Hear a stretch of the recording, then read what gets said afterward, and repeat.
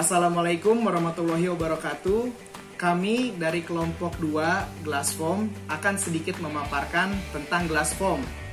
Sebelum masuk ke materi, perkenalkan, nama saya Teddy Pramana Muhammad, teknik mesin kelas D.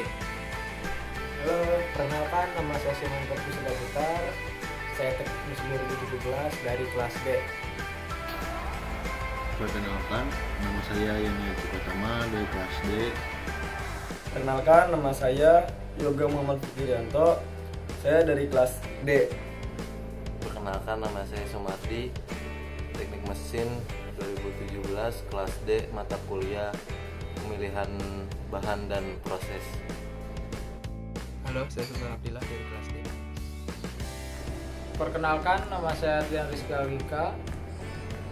Saya dari kelas D. Untuk mempersingkat waktu, kita langsung saja masuk ke materinya. Gelas atau kaca adalah material padat atau bahan yang bening dan transparan. Gelas atau kaca ini adalah material yang rapuh dan mudah sekali untuk rusak atau pecah.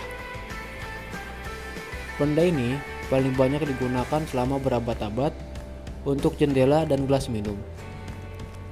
Kaca dibuat dari campuran 75% silikon dioksida, SiO2 plus Na2O, CaO, dan beberapa zat tambahan lainnya. Kaca memiliki suhu leleh. Suhu leleh dari kaca adalah sekitar 2000 derajat Celcius. Kaca membutuhkan waktu yang sangat lama untuk dapat terurai oleh tanah atau oleh alam. Oleh karena itu, salah satu cara agar mengurangi kerusakan lingkungan, gelas ini di-recycle kembali secara terus-menerus. Salah satu contoh hasil recycle dari gelas adalah glass foam. Glass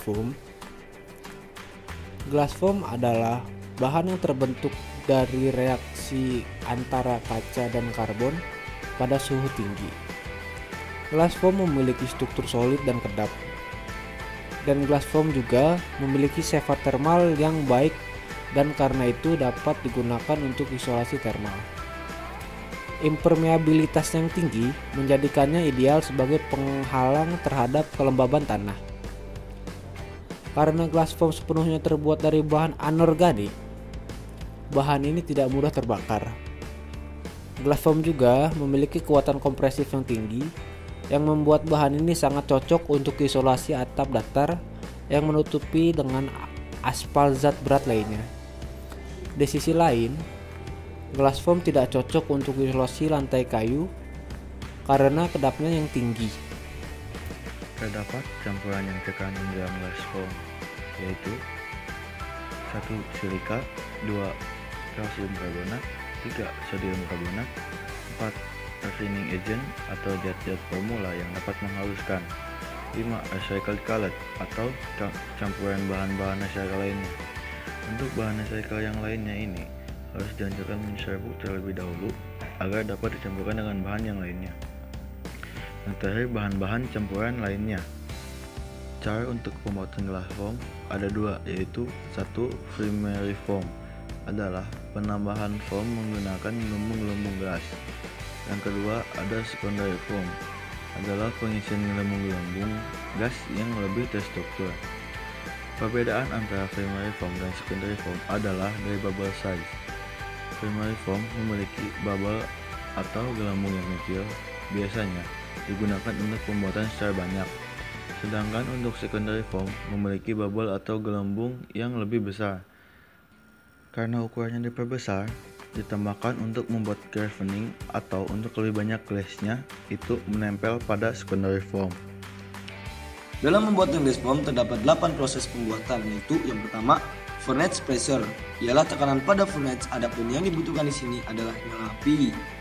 Kedua, combustion space temperature atau heat flux, ialah penambahan gas-gas yang dimasukkan kemudian terjadi foam pada permukaan temperatur. Yang ketiga, furnace atmosphere composition, ialah percampuran combustion tadi dengan air dan oksigen dengan nyala api.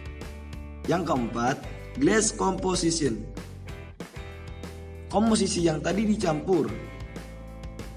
Yang kelima, gas melt flow and temperature field. Glassnya mencair. Yang keenam, bubble content and size distribution.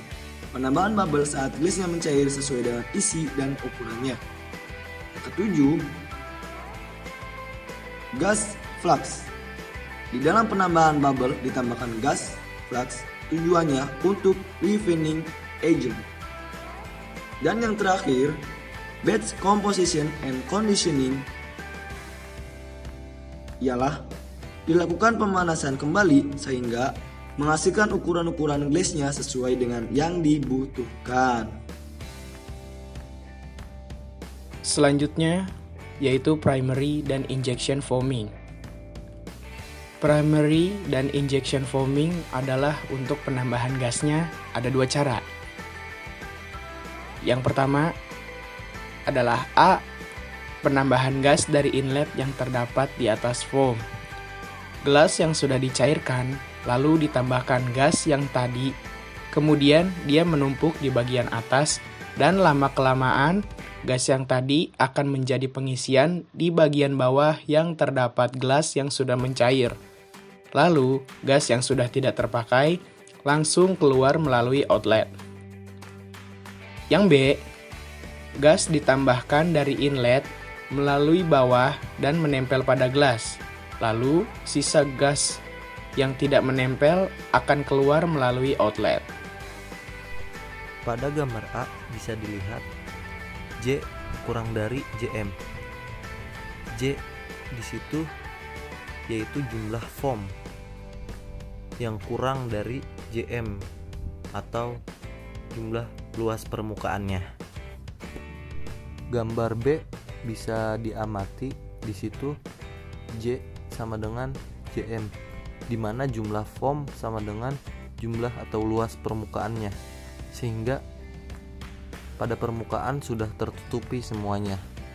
Dan gambar yang terakhir yaitu gambar C, di situ JM kurang dari J kurang dari JCR.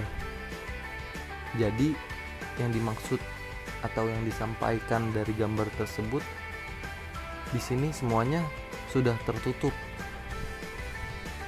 sehingga tidak ada udara yang keluar.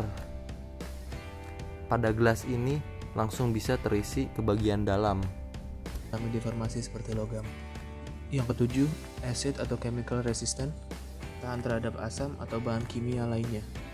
Kedelapan, easy cut to shape, artinya mudah dibentuk ke bentuk yang dibutuhkan.